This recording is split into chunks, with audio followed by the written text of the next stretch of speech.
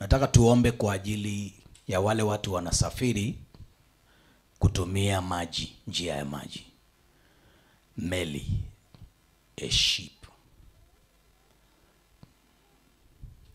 Kwa sababu kuna mahali hapa kwa hii nchi, kuna nchi fulani hapa naona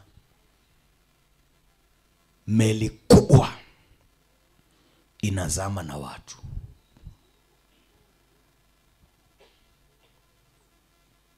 Na hii meli inazama na watu na waokoaji hawako karibu, wako mbali sana.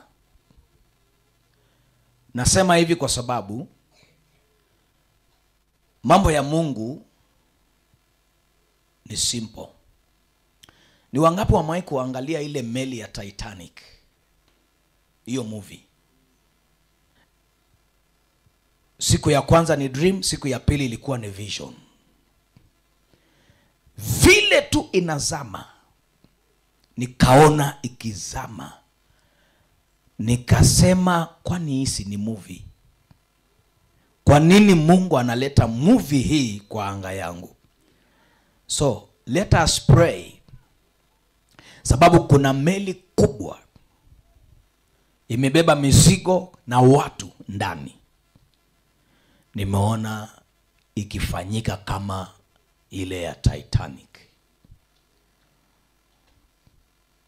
Tuombee wale ambao wanasafiri kila siku, kila wakati, mara kwa mara kwa njia ya bahari. Ili tusiende kula Christmas na huzuni.